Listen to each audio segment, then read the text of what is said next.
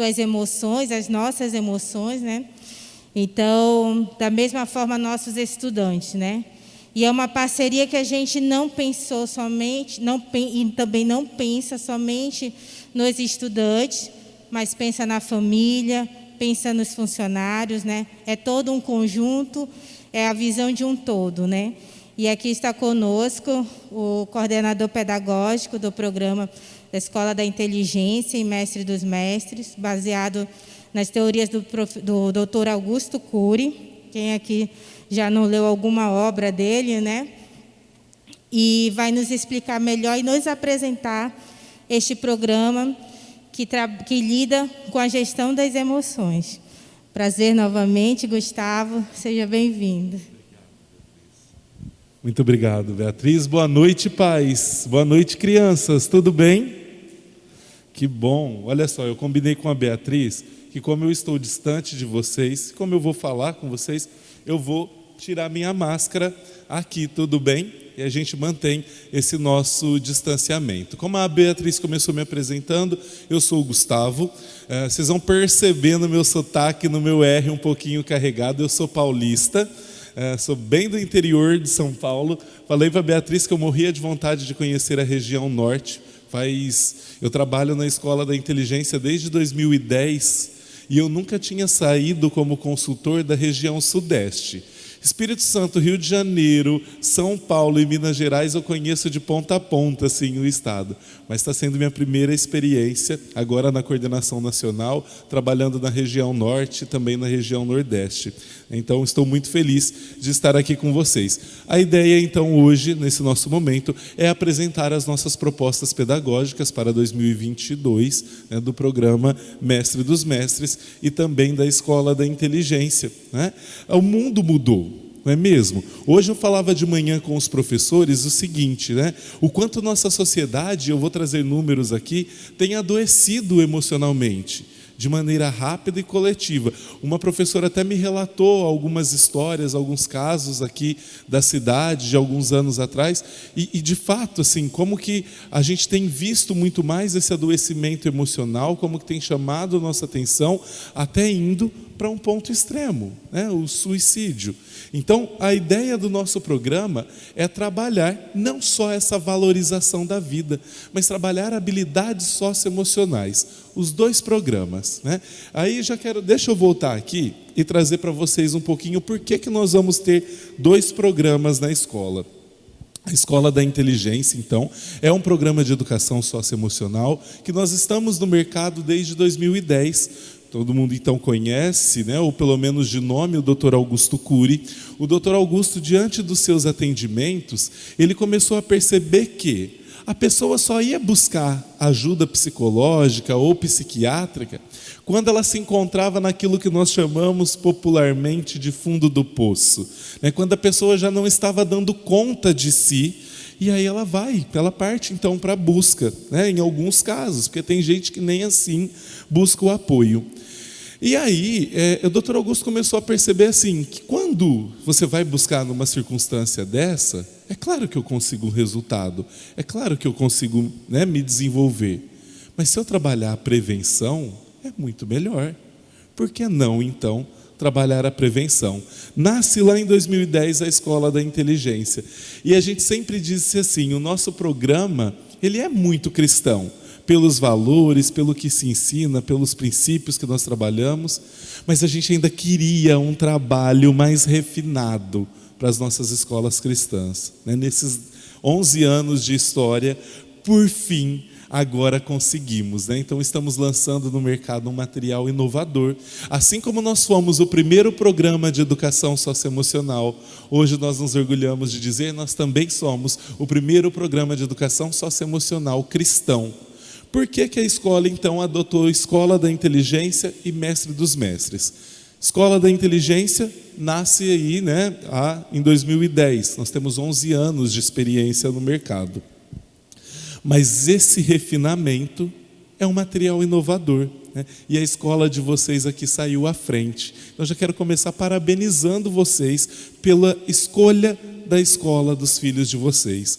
Eu estive aqui hoje pela manhã e conversar com alguns professores, com alguns funcionários, como foi bacana assim, o cuidado que eles têm, a preocupação com detalhes que eles têm com as crianças, com os adolescentes. Então, parabéns pela escolha.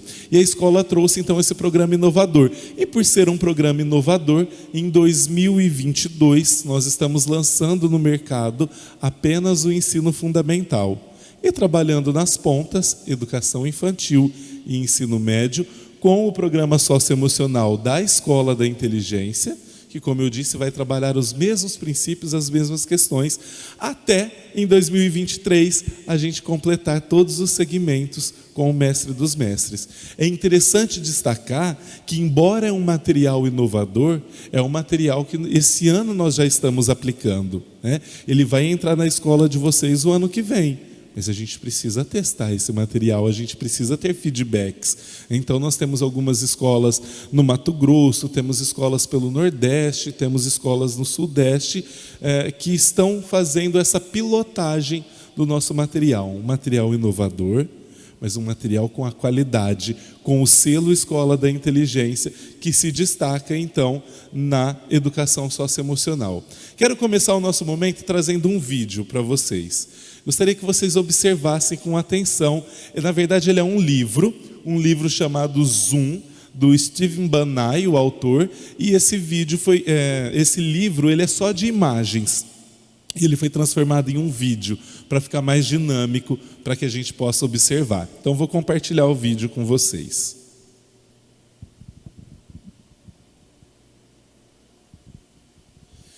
Ele está sem som, mas não tem problema não. O som dele era só uma musiquinha para a gente acompanhar. O importante é focar nas imagens.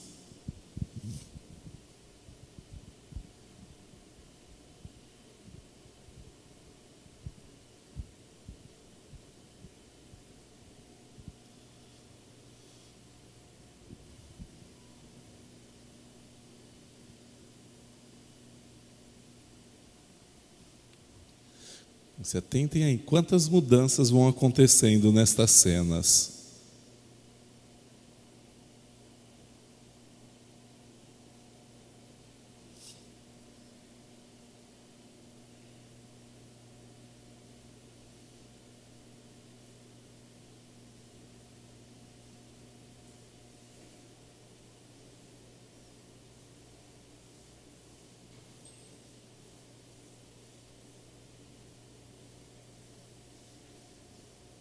Bom, eu vou parar por aqui, que eu acho que deu para entender qual é o espírito do vídeo. O que vocês conseguiram observar no vídeo? Quero ouvir vocês. Eu estou aqui distante, mas consigo ouvir. O que vocês perceberam nesse vídeo? O que acontecia aí?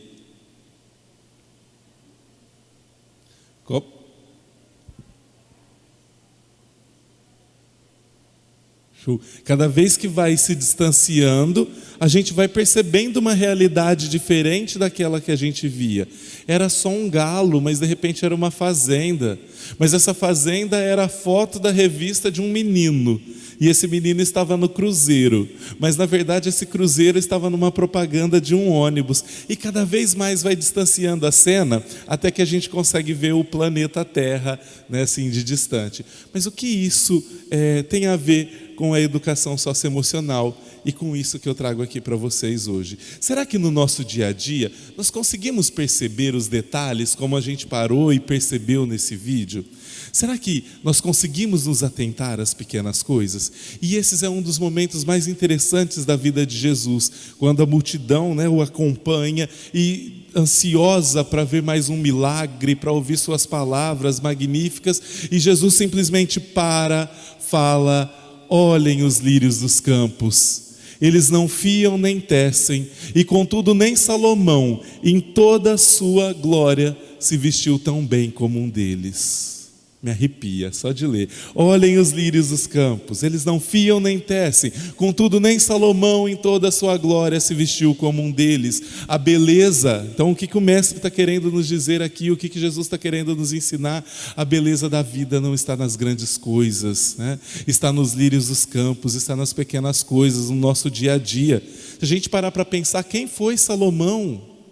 Quem foi Salomão? 600 esposas, 900 concubinas, se vestia com tecidos com pedras preciosas, tecidos nobres, uma inteligência invejável.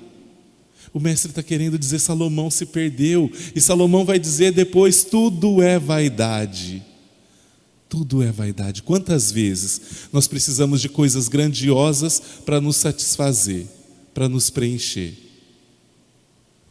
Sendo que, na verdade, a beleza está nas pequenas coisas, naquilo que está no nosso dia a dia, mas que por conta da nossa correria, por conta das nossas demandas, não é? Nós estamos cada vez mais ficando no automático e deixamos de olhar os lírios, deixamos de apreciar as simplicidades. É por isso que a gente não se satisfaz mais emocionalmente.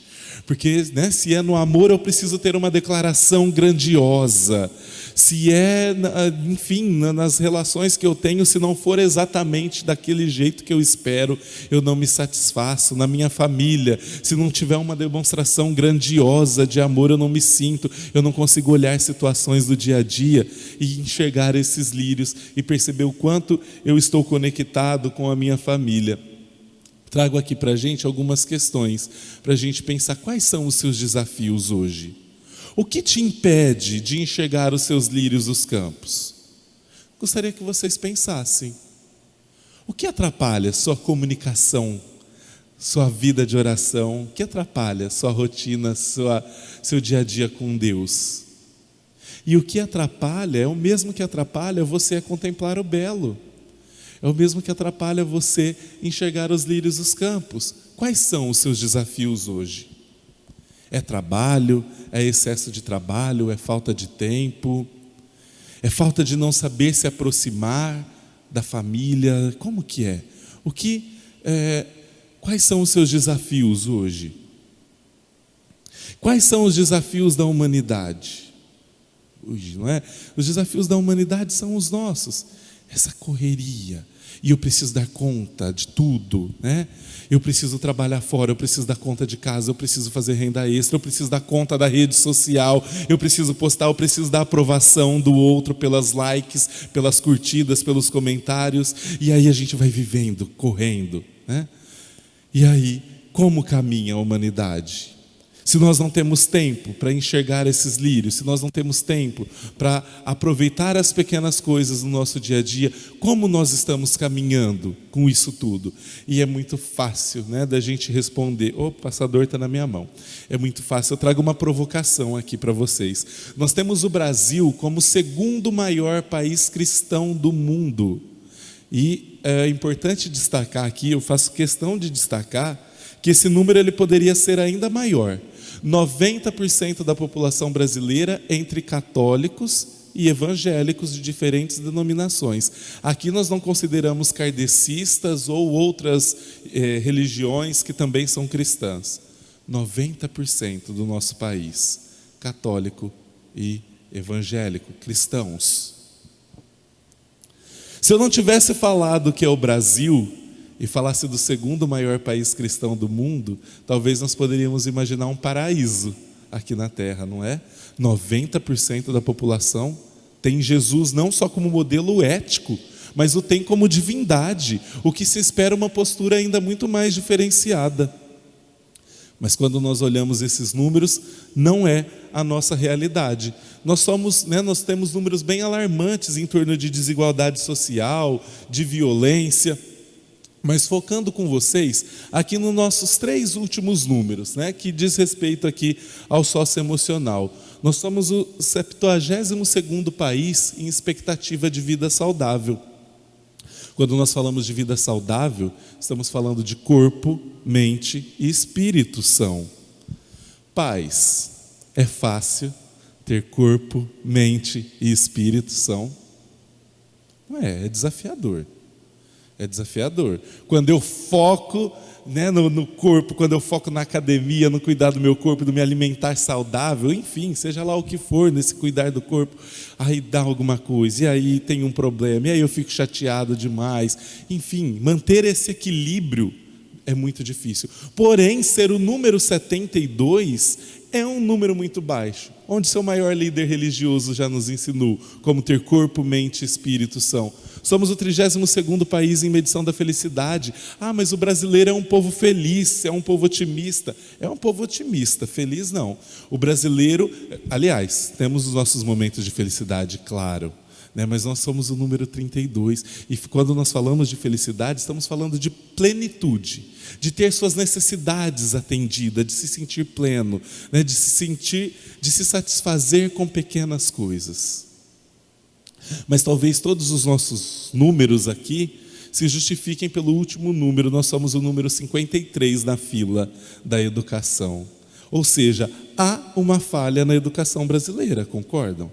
Isso a gente vê o tempo todo. E é claro que existem focos de excelência, tanto na escola particular quanto na escola pública também.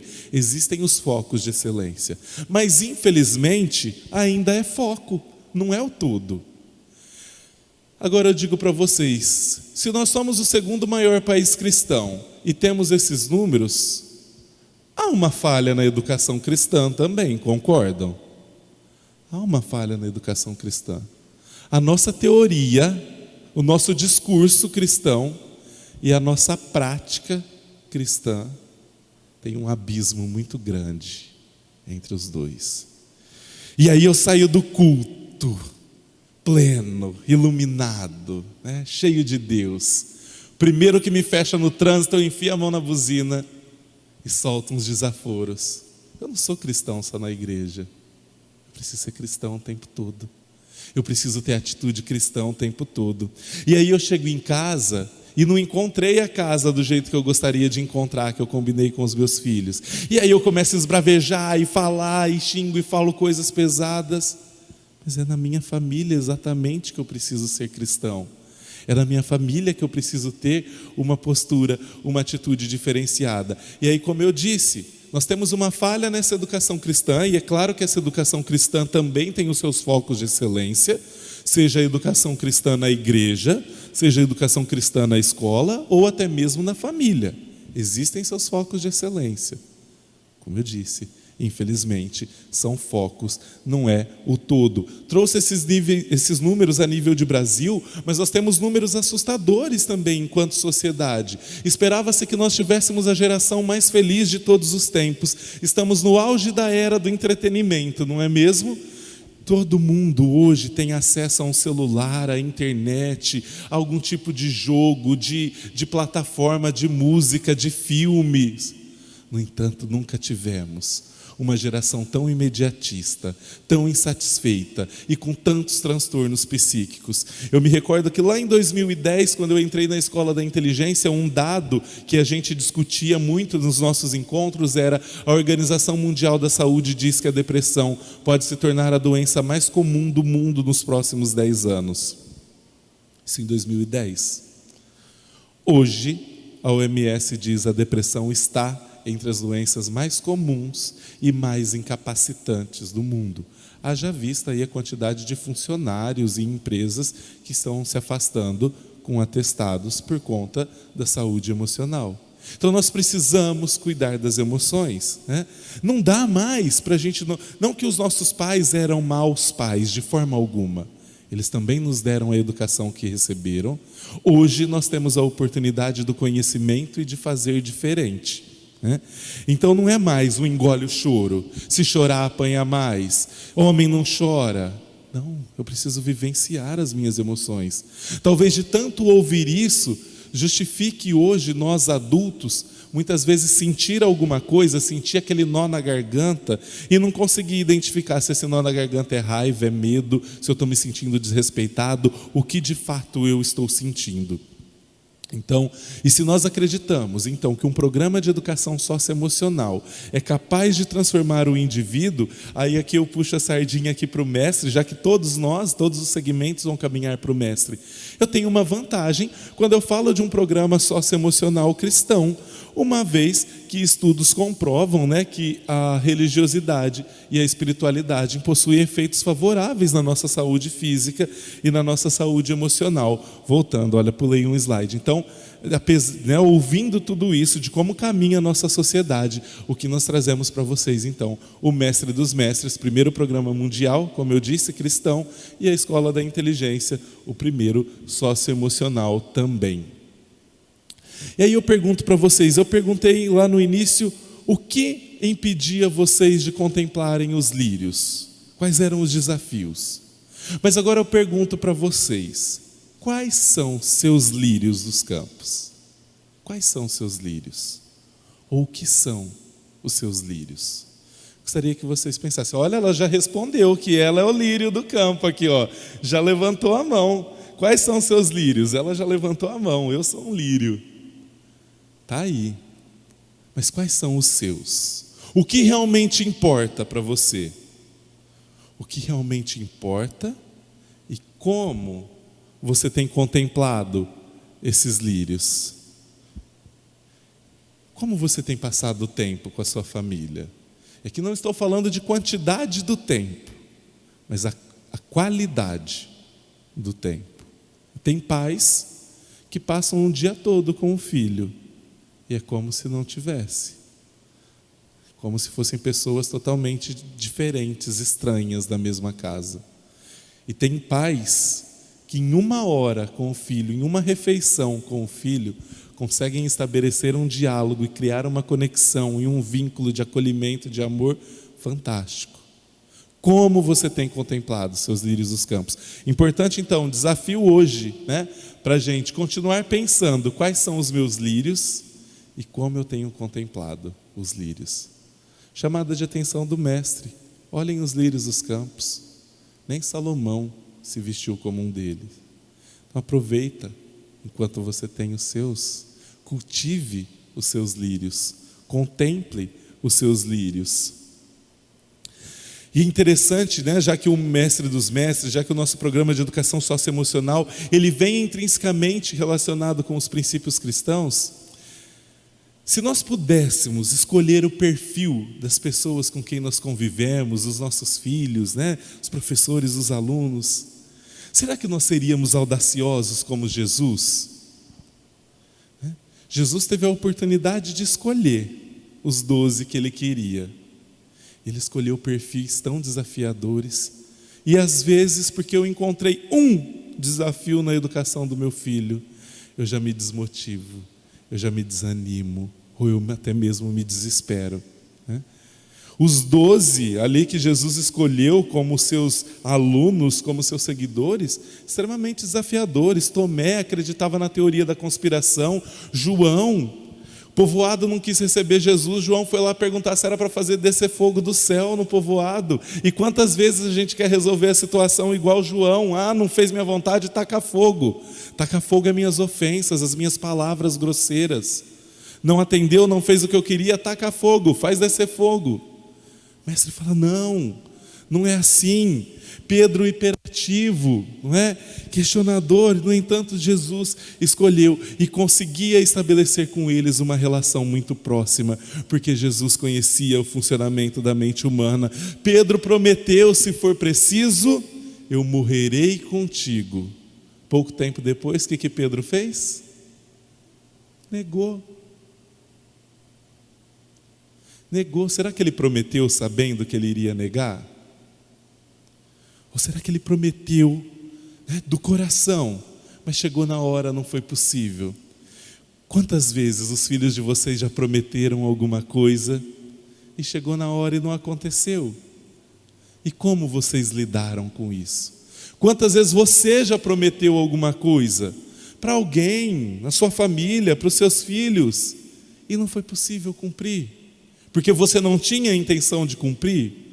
Não, porque vieram os desafios e a nossa mente funciona de uma maneira muito, muito incrível, né? Então vamos lá, vamos entender o funcionamento da mente humana. Tudo que está acontecendo aqui agora, se está calor, se está frio, se eu estou falando muito alto, muito baixo, o que eu estou falando, todos vocês estão percebendo isso pelos sentidos humanos.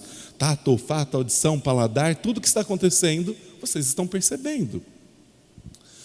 E isso está sendo registrado na nossa memória por um fenômeno chamado fenômeno RAM, registro automático da memória. Então, tudo o que está acontecendo está sendo registrado.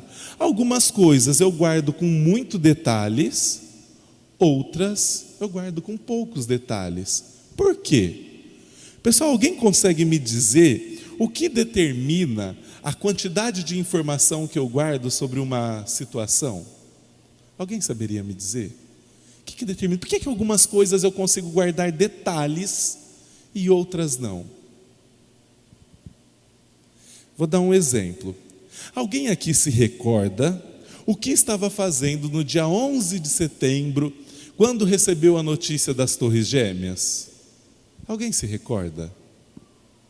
Se recorda? Conta pra gente, o que você estava fazendo?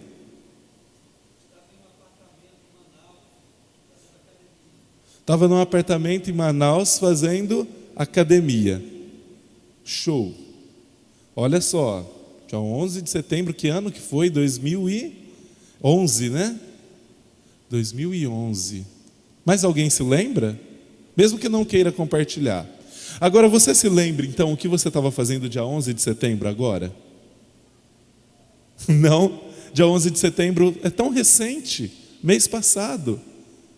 Por quê, pessoal?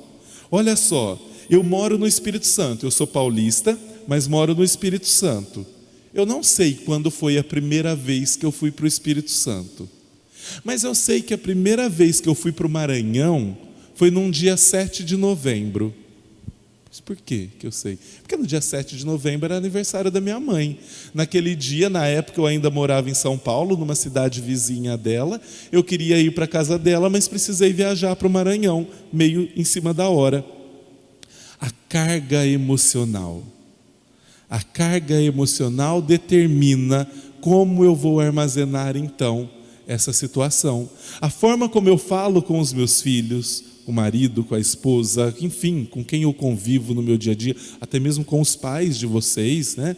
Enfim, a emoção que eu trago nessa conversa, a emoção que eu trago nessa situação vai determinar se eu guardo com mais ou menos detalhes. Então, uma vez armazenado pelo fenômeno RAM, registro automático da memória, é como se a nossa mente começasse a dividir as informações que a gente vai recebendo, e dividindo principalmente entre janela light e janela killer. Experiências prazerosas, experiências boas, experiências traumáticas. Killer, ruim, né? Que mata. Então, o que está acontecendo aqui nesse momento, e captado por todos, para um pode ser uma experiência light. Poxa, olha que bacana, a escola está trazendo um projeto inovador. Poxa, aprendi tanta coisa hoje. Um registro light. Para outros deve estar assim, meu Deus, que hora que esse cara vai parar de falar? Eu tenho janta para fazer ainda, estou aqui perdendo meu tempo. Experiência killer. Para um, casamento é light, para o outro, casamento é killer. A educação dos meus filhos pode ser light em alguns momentos, mas em alguns momentos ela é killer, né? E é interessante como isso vai impactando o nosso dia a dia. Uma vez armazenado então nessas janelas, é preciso acontecer uma reflexão sobre a situação, sobre aquilo que nos aconteceu, né? É o fenômeno do alto fluxo, é o pensar na situação. Sabe quando a gente está na reunião da escola, assim, aquela reunião importante, falando das notas dos nossos filhos, e aí de repente você pensa assim, não tirei a carne do congelador, o que eu vou fazer de almoço agora, né? É uma brincadeira assim, mas é um fenômeno, é o alto fluxo acontecendo, é a leitura daquilo que me aconteceu, né? Estou pensando, refletindo sobre aquilo e formando então as plataformas, aquilo que vai consolidando em nós. Vou dar um exemplo. Beatriz, vou te pegar como exemplo de novo, te usei hoje de manhã. Vamos imaginar que nós estamos em uma empresa, eu sou o gerente da Beatriz, e todas as vezes que eu chamo a Beatriz na minha sala, é sempre com muita grosseria, é sempre com muita rispidez, é sempre para, enfim, nunca é algo bom. Aí, pai, como é o seu nome? Teotônio. Teotônio vai lá e fala, Beatriz, o Gustavo está te chamando na sala dele. abre uma janela da memória. E qual é a janela que vai abrir nesse caso? Uma janela light ou uma janela killer? Uma janela killer. Poxa, lá vem problema. E aí essa janela killer vai impactar diretamente aqui, ó, no pensamento. Gustavo está me chamando. É problema. Lá vem, né? E aí eu posso até me armar. Não, hoje se ele falar uma, ele leva duas. E assim eu vou externalizando aquilo que eu vivenciei, né? Quando você fala para o seu filho que você quer ter uma conversa com ele, você desperta uma janela light ou uma janela killer? Tem pais que chegam e falam assim: hora que a gente chegar em casa, a gente vai ter uma conversa. Nesse tom, você está querendo despertar o quê? Você está querendo despertar respeito ou medo? Porque nesse tom, eu abro uma janela killer. Não é? A hora que eu chegar em casa, vou ter problema. Então é melhor eu já começar a pensar numa desculpa, é melhor eu começar a me armar, é melhor eu começar a pensar em outra história, é melhor eu contar outra coisa. Pronto, eu estou me sentindo ameaçado. Atitude de Pedro. Nós agimos por instinto, não é? Nós agimos por instinto. Na hora do ataque, ou eu contra-ataco, ou eu fujo. Pedro fugiu, Pedro negou, é o fugir. E assim acontece na nossa casa, e assim acontece na nossa família. Abriu janela killer, eu vou agir por instinto. O que eu estou querendo estabelecer? Que vínculos eu quero com a minha família? Que fujam de mim, que fujam da minha conversa, ou que a gente consiga, né, estabelecer o olhar que Jesus teve, né? O Evangelho diz que após o galo cantar, Jesus olhou para Pedro e aconteceu ali um dos olhares mais bonitos da história. Um olhar. Vocês acham que Jesus, conhecendo Jesus, vocês acham que Jesus teve aquele olhar de Pedro, está tudo bem, eu te entendo, eu estou aqui? Ou será que Jesus teve aquele olhar do eu te avisei, bem feito? Qual será que foi o olhar de Jesus? O nosso olhar diz o quê? Quando eu olho para os meus filhos, para as pessoas com quem eu convivo, o que o seu olhar diz? Seu olhar é um olhar cristão? É um olhar que acolhe? É um olhar de quem vai corrigir, mas de quem vai acolher sobretudo? Ou é o da condenação? Eu te avisei. Não, eu quero que dê errado mesmo, porque eu avisei. Por quê? Você quer que dê errado? Não, a gente tem que querer que dê certo. Então nós temos aqui, né, o programa que vai trabalhar tudo isso. Não é, pessoal, um programa catequético, não é um programa doutrinador, evangelizador, pastoral. Programa de educação socioemocional, onde nós vamos ter como referência os ensinamentos de Jesus. Um programa de educação socioemocional, mas de forma muito intrínseca com os princípios cristãos. Um programa de abrangência 360 graus. Hoje vocês estão aqui para essa apresentação do programa, para entender esse trabalho que vai acontecer com os filhos de vocês. Mas no ano que vem, nós vamos nos reunir 2 noites aqui ao longo do ano para cuidar de nós. Como que eu posso oferecer uma educação emocional para os meus filhos sem me preparar, sem me entender antes? Então nós vamos ter um momento com as famílias, nós vamos ter um momento com os professores, né? Hoje também o nosso encontro aqui foi sempre de apresentação e preparação para 2022. Mas em 2022, além da formação com os professores que vão trabalhar diretamente, toda a equipe escolar. Eu falo assim que é um momento onde a gente para, da tia da limpeza, a mantenedora da escola, senta todo mundo junto e conversamos de igual para igual, porque nós falamos de emoção, e emoção todo mundo sente. Todo mundo sente diferente, mas ao mesmo tempo igual. Igual no sentido de situações vão gerando emoções, a emoção que eu sinto, você sente, vocês sentem. Claro que emoções diferentes diante de um estímulo. Mas todos nós sentimos, né? E como lidar com essas emoções? Bom, então vamos entender um pouquinho como que isso vai acontecer na prática, ok? Então nós temos aqui, vou começar apresentando o material do mestre e depois eu falo lá do infantil e do ensino médio da Escola da Inteligência, então, tá aqui no meu slide. No Mestre dos Mestres nós temos esses personagens que vão enredar as histórias para as nossas crianças. A Gabriela, a Rafaela, o Tito, o Lucas, a professora Maria, a Manuela, a Esther, o Theo e o Pedro. Então eles vêm enredando as nossas histórias. E o que é interessante é que assim como nós, eles também têm suas características saudáveis e não saudáveis. Como assim, né? Nós temos muito hábito de usar defeitos e qualidades para referir as pessoas, não é? Nossa, vocês conhecem fulana? Nossa, ela é uma excelente professora, muito dinâmica, muito criativa. Mas o defeito dela... Já viram pessoas fazendo esse tipo de comentário? Ou então quando eu falo, eu sou muito dinâmico, eu sou comunicativo, mas o meu defeito é X. É como se eu não estivesse disposto a mudar. Esse é o meu defeito, esse é o defeito da fulana, né? Aí quando eu falo assim, fulana é assim, assim, assim, falo todas as habilidades e destaco um defeito.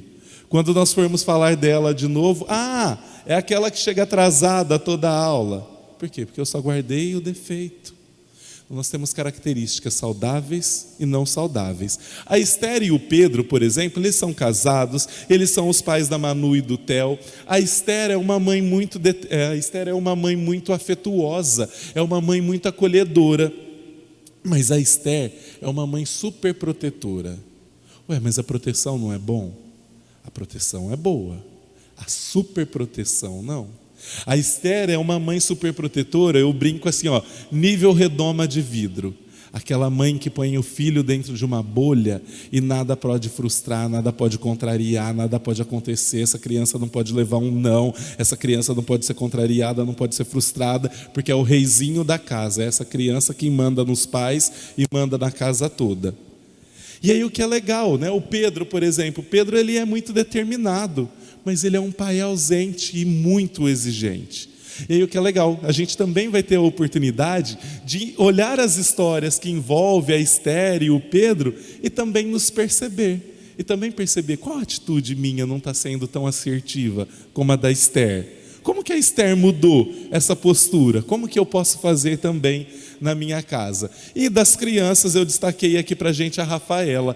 A Rafa vem representando os nossos alunos, nossos filhos, crianças de inclusão. A Rafa ela é deficiente visual e talvez, eu falo por mim, pessoal, eu acho que se eu estivesse na condição da Rafa, o que para ela são suas maiores habilidades, sua característica saudável mais marcante, acho que pelo menos para mim seria a minha maior dificuldade, que é o contemplar o belo, ser resiliente, ser grata pela vida e ser amorosa.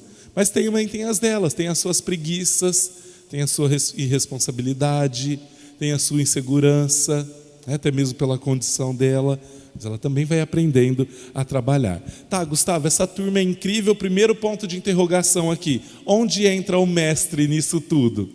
Como que fica Jesus então nessa história toda? Vamos lá. No nosso material disse então que os personagens, só para a gente não confundir, os personagens vão enredar as histórias do 1º ao 4º ano. Agora do 1º ao 5º ano, os nossos materiais, eles fazem referência às obras do Dr. Augusto Cury, da análise da inteligência de Cristo. Então, no 1º ano, o livro dos filhos de vocês vai se chamar O Mestre dos Mestres.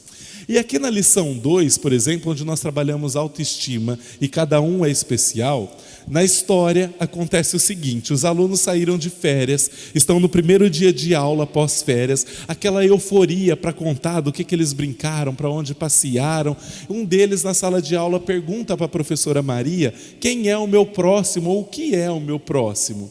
Quando a professora Maria vai responder, bate o sinal para o recreio, eles saem. Nesse dia o Lucas, deixa eu voltar aqui que aí a gente consegue ir olhando os personagens e só para entender. O Lucas, ele está com dificuldade para se organizar com o seu lanche, para se organizar com as suas coisas, e nem mesmo o Theo, que é o seu melhor amigo, consegue percebê-lo. E para nossa surpresa, quem vai passando por ali é a Rafaela. A Rafa vai passando, ela para e fala: Lucas, é você que está aqui? Sou eu, Rafa. Mas como você sabe? E aí ela mostra a sua sensibilidade. A Rafa diz assim: é muito fácil, Lucas. O sabão que a sua mãe lava a sua roupa é o mesmo sabão que a minha mãe lava a minha roupa. Eu te percebi pelo cheiro das nossas roupas. E aí o Lucas se impressiona com isso, começa a conversar, e aí a Rafa pergunta: e por que você está triste hoje? Rafa, como que você sabe que eu estou triste? Lucas, também é muito fácil. Você não fez pergunta na sala de aula, não respondeu nenhuma pergunta que a professora fez, e agora eu estou ouvindo que todos os nossos amigos estão brincando longe e você está aqui sozinho, né? E quando eu fico triste, eu também gosto de ficar sozinho. Bom, a professora Maria está de longe observando o que está acontecendo, e ela tem a ideia de como responder de uma maneira bem assertiva a pergunta que eles fizeram.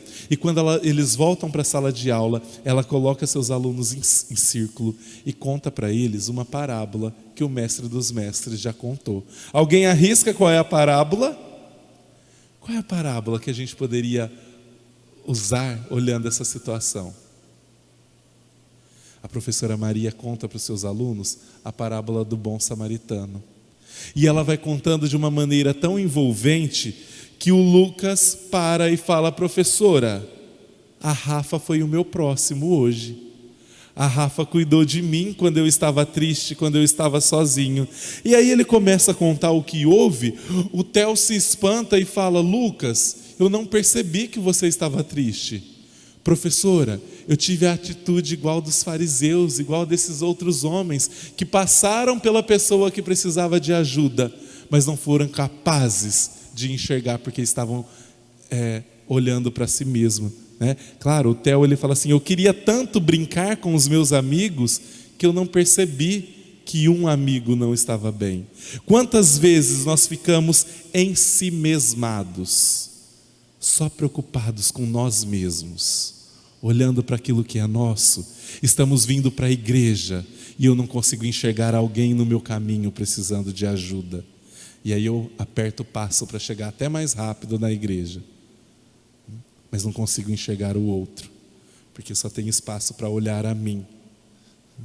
E aí é interessante que a Rafa, mesmo sem ver, foi aquela que foi capaz de enxergar com os olhos do coração, enxergar, sentir compaixão e ficar ali, conversando e cuidando do amigo. Bom, faz sentido então como nós vamos trabalhar, e aí a partir dessa lição, a partir dessa história que acontece, a gente vai trabalhando ali dentro daquele mês, dentro daquelas atividades, esta proposta do cada um é especial e também da autoestima. Bom, vamos caminhar um pouquinho então. Trouxe só o do primeiro ano aqui no Fundamental, né? Só para vocês entenderem como que essa proposta de trabalho vai acontecer. Lá no segundo ano, então, nós temos o mestre da sensibilidade, e a temática central do material é a sensibilidade inteligente. No terceiro ano, nós temos o mestre inesquecível, com a temática transformações. No quarto ano, nós temos o mestre do amor, com as decisões inteligentes. E por fim, no quinto ano, o mestre da vida, com a felicidade inteligente. Bom, e se aqui no Fundamental 1 nós fazemos referência então às obras que norteiam o nosso material, que é a análise da inteligência de Cristo, lá no Fundamental 2 a gente faz referência a quem de fato é o norte do nosso material. Vejam que interessante, quando Jesus nos diz: eu sou o caminho, a verdade e a vida, ninguém vem ao Pai senão por mim, nos inspirou então a desenvolvermos no nosso sexto ano o caminho e a construção dos relacionamentos. No sétimo ano, a verdade e a gestão dos pensamentos. E no oitavo ano, a vida e a tomada de decisão.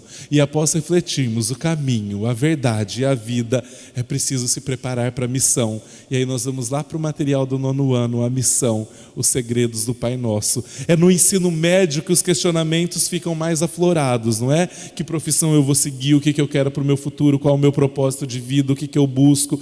E aqui no nono ano, a gente já vai trazendo uma base, trabalhando apenas com a oração do Pai Nosso. Aqui na lição 1, por exemplo, onde nós trabalhamos identidade individual e coletiva, nós trabalhamos apenas o trecho da oração Pai Nosso. Só o Pai Nosso. Só isso, para uma lição inteira. Jesus, quando nos ensina a oração do Pai Nosso, Ele também quer nos revelar a identidade de Deus, não é? Ele poderia, como um judeu terreno que era, muito bem ter chamado a Deus de Yahvé nessa oração, mas Ele o chama de Pai. Ele quer nos revelar a identidade de um Pai. Não pai do Gustavo, não pai do Teotônio, não pai da Beatriz, mas Pai Nosso. A identidade do Pai reverbera na minha identidade. O Dr. Augusto fala muito que nós somos únicos e especiais no teatro da existência, mas eu só posso ser especial no teatro da existência a partir do momento que eu me reconheço como filho desse Pai e irmãos de todos, né?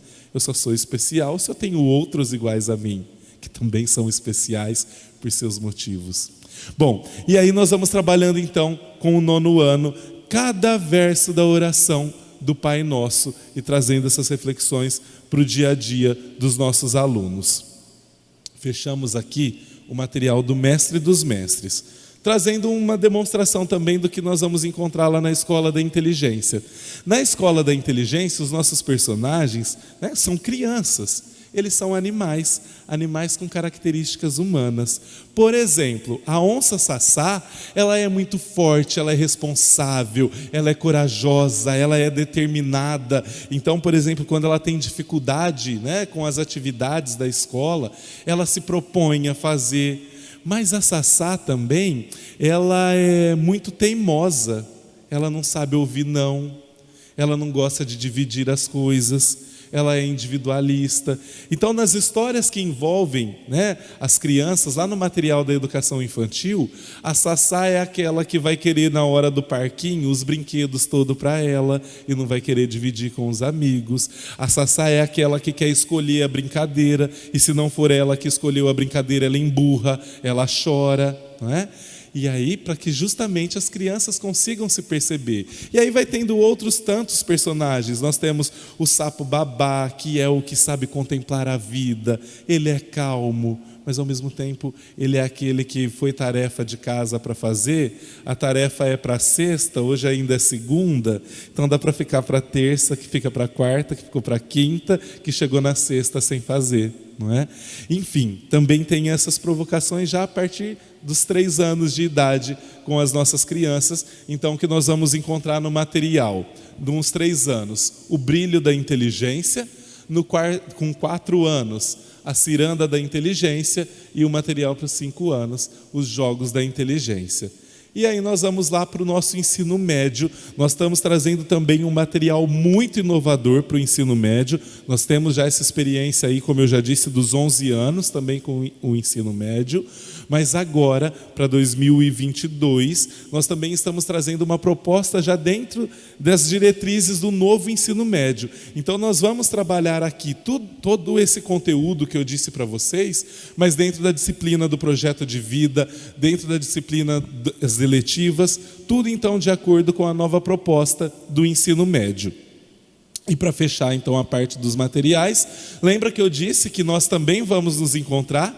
Então, se tem material para os alunos, se tem material para o professor, tem também material para a família, um material de apoio para vocês. Vocês vão receber o ano que vem duas revistas, né? 2 pequenos livros, um no primeiro semestre e um no segundo semestre. Esse material de vocês, né, todo ano muda para que a gente possa trazer sempre assuntos novos. Nós temos emoções reconhecendo, sentindo e dialogando em família. No capítulo 1, encontro 1 desse material, nós vamos trabalhar o eu, reconhecendo e sentindo as emoções. Lembra que eu disse para vocês que às vezes hoje adultos nós não conseguimos identificar o que eu sinto? Aí eu chego, né, o exemplo que eu disse lá, eu chego em casa, pedi que a casa estivesse de um jeito, chego, encontro meus filhos, a casa não está, eu começo a ficar bravo, não é? Aquelas atitudes assim, bem, minha mãe era muito assim, né? Ela chegava em casa e encontrava lá, se não estava do jeito que ela pediu, eu vou sumir, vocês vão ver, quando eu morrer eu não quero ninguém chorando, porque aí vocês vão dar valor, e falava, e esbravejava, até que acabava tomando uma proporção muito maior. Mas espera aí, o que aconteceu ali? Ela sentiu raiva dos filhos, ela se sentiu desrespeitada, Ela se sentiu desvalorizada. Qual o sentimento que estava por trás de toda essa fala? Às vezes a gente sente, não sabe o que sente, e começa a descarregar, e começa a pôr para fora. Então no capítulo 1 nós vamos entender aquilo que nós sentimos, e também descobrir como que eu posso ajudar o meu filho a identificar aquilo que ele sente, a dar nome para as emoções. E aí depois, lá no capítulo 2, encontro 2, aprendi a identificar agora o eu e o outro, né? Dialogando e cruzando mundos emocionais em família. Eu posso sentir raiva? Pessoal, eu posso sentir raiva? Como cristão, eu posso sentir raiva? Claro que eu posso. Claro que eu posso, faz parte. As emoções, elas constroem, elas vão formando o nosso caráter, quem nós somos. Agora, a forma como eu externalizo essa raiva, ela pode ser cristã, assertiva ou não, né? Então eu posso sentir. A forma como eu externalizo, como eu compartilho, eu posso ter um bom resultado ou não. E aí é por isso então que nós vamos lá no capítulo 2 discutir o eu e o outro, dialogando e cruzando mundos emocionais em família. Lembra que eu disse para vocês então do olhar do mestre a Pedro? Nós precisamos aprender a ter esse olhar do mestre, porque educação é isso. Naquela noite também maravilhosa ali, a noite da última ceia, onde Jesus dá um maior gesto de demonstração de humildade, lavando os pés dos discípulos, ensinando que para ser nós estamos aqui para servir, não para ser servido. Enfim, Jesus dá uma lição, uma noite incrível ali, e quando os soldados chegam, Pedro vai lá, tira a espada e corta a orelha do soldado. O que Jesus faz?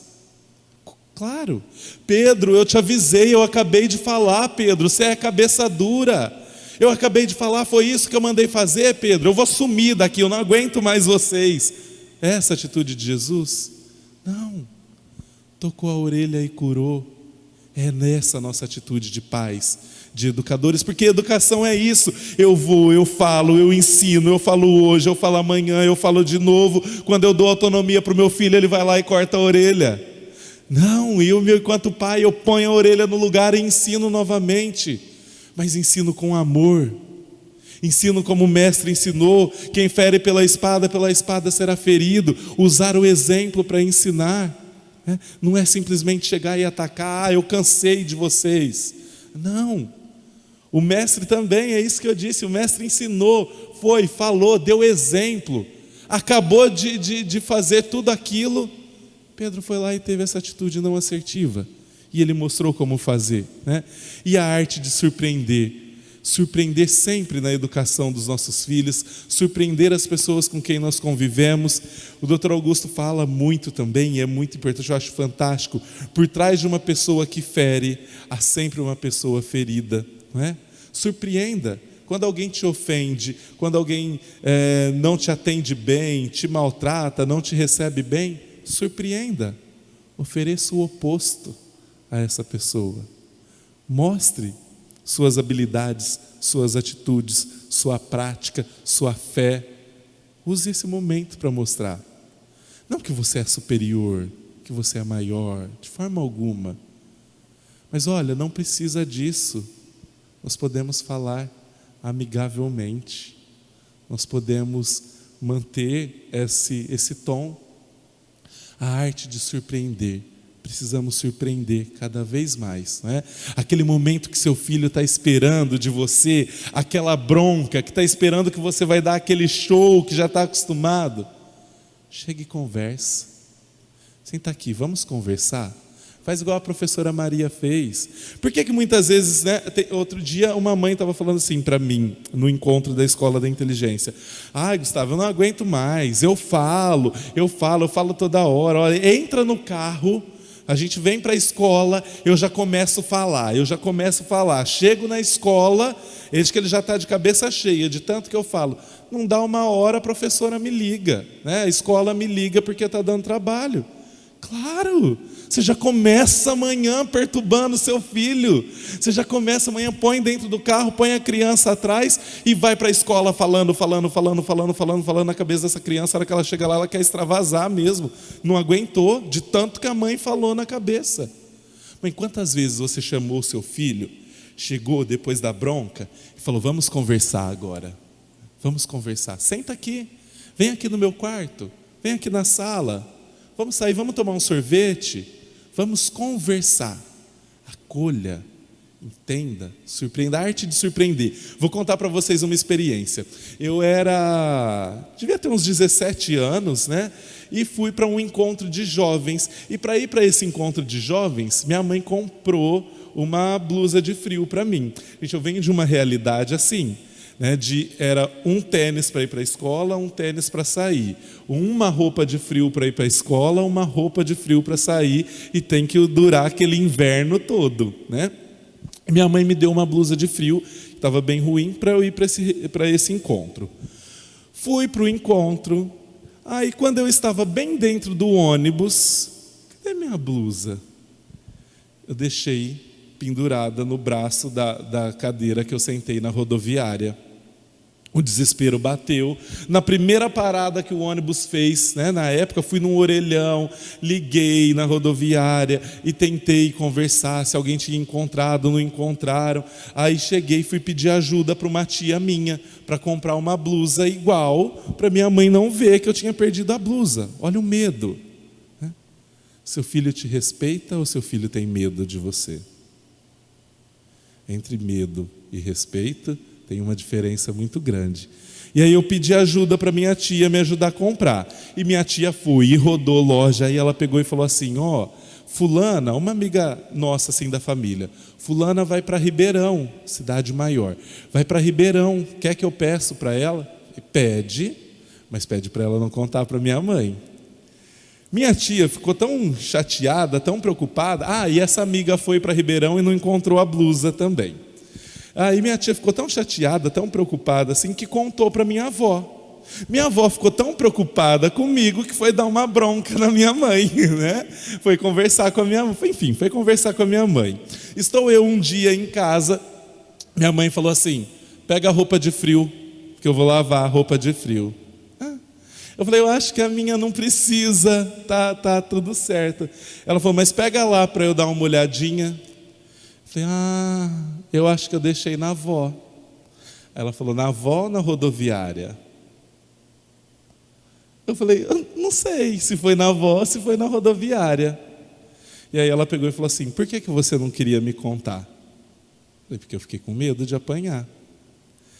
E, enfim, aí a gente seguiu a nossa conversa ali. Hoje, né, a gente para e hoje a gente consegue, assim, eu adulto, olhar para minha mãe e a gente conversar sobre essa situação. Ela fala assim: foi uma situação que acendeu um farol muito grande, assim, uma lanterninha, né, muito grande ali na mente. Mas espera aí, eu estou querendo aproximar o meu filho ou afastar o meu filho? Gente, olha um negócio simples. Eu perdi uma blusa de frio, eu não tive coragem de contar para minha mãe.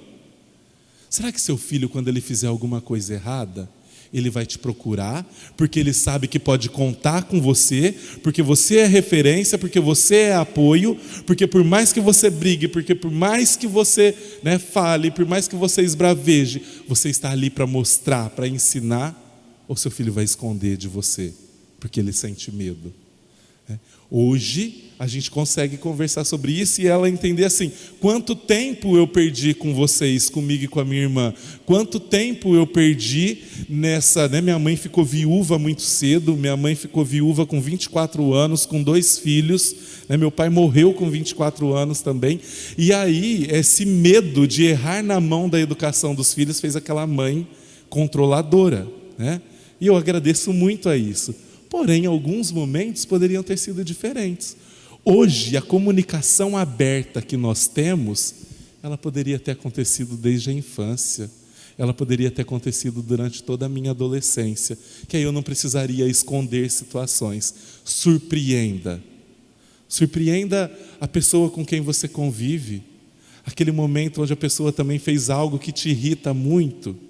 Saia do foco de tensão. Sabe aquele videozinho lá do início, de ir se afastando, e cada vez que a gente se afasta, a gente vai percebendo que não era exatamente aquilo? Silencie. Antes de entrar em uma discussão, antes de entrar em uma confusão, silencie. Eu tenho certeza que aqui, todo mundo, em algum momento da vida, já entrou em alguma discussão, entrou em alguma confusão, que depois que a discussão passou um bom tempo da discussão, pensou assim: por que eu não pensei nessa resposta na hora? Já aconteceu com vocês?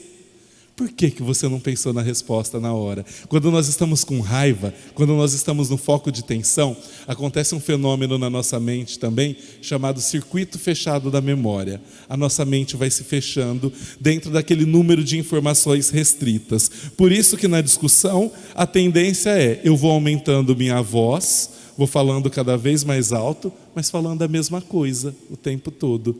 Quando a discussão passa, quando a raiva passa, eu saio do foco de tensão, a minha inteligência se expande. Aí é a hora que vem aquela resposta: por que eu não pensei nisso antes? Porque você estava no foco de tensão. Aconteceu alguma coisa na sua casa que automaticamente te deixaria muito irritado e você começaria a ter uma atitude mais agressiva? Silencie. Faz igual o vídeo. Silencie. Porque aí você vai se distanciando, você vai enxergando o todo da situação e consegue ser mais assertivo na sua resposta. Quando nós estamos no foco de tensão, quando nós estamos com raiva, quando nós estamos bravos, nós falamos coisas que jamais deveriam ter sido ditas. Nós falamos coisas pesadas e, na maioria das vezes, para quem nós mais amamos. Para as pessoas da nossa família. Porque com quem nós não temos muita intimidade, raramente a gente vai fazer uma grosseria.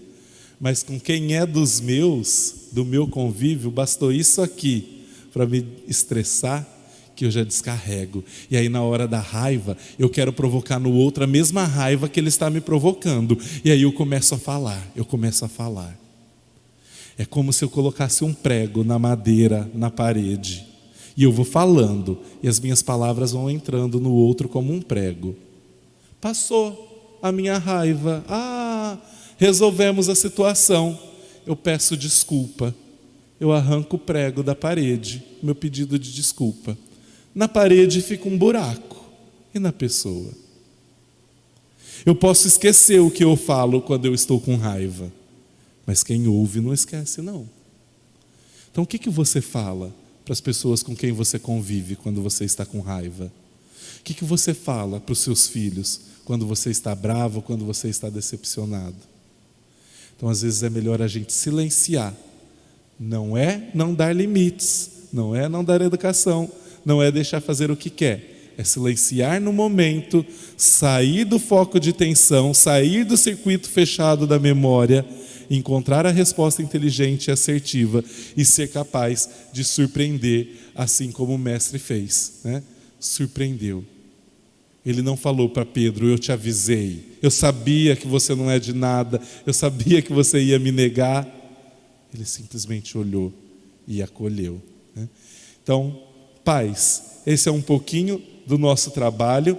Espero poder contar muito com vocês, para que esse trabalho seja efetivo, para que esse trabalho aconteça, que vocês sejam multiplicadores e incentivadores das famílias, para que no próximo encontro venham, né? Acho que está todo mundo ainda assustado, voltando do Covid, não é? Assim, voltando, retomando as atividades, mas o ano que vem, quando a gente se reunir aqui para falar das emoções, conto com vocês para que sejam motivadores, para que tragam mais paz. Nós não queremos um país cristão, nós não queremos atitudes saudáveis, atitudes cristãs. Contamos com vocês para serem esse apoio também, serem as famílias multiplicadoras. Espero vocês, claro, nós não temos data marcada ainda, estamos fazendo o nosso planejamento, mas quero deixar, Beatriz, as 2 datas marcadas com muita antecedência, para que vocês já saibam. Dia tal em maio, dia tal em setembro, a gente vai se encontrar lá na escola. Perdão. E nesse dia, então, a gente poder falar das nossas emoções e como conseguimos contribuir com os nossos filhos. Da minha parte, muito obrigado. Espero que tenha feito sentido para vocês o programa. Fico à disposição caso tenha ficado alguma dúvida para perguntar agora, para perguntarem depois. Vou ficar aqui caso alguém queira, né, tirar dúvida. Então, da minha parte, muito obrigado pela atenção de vocês.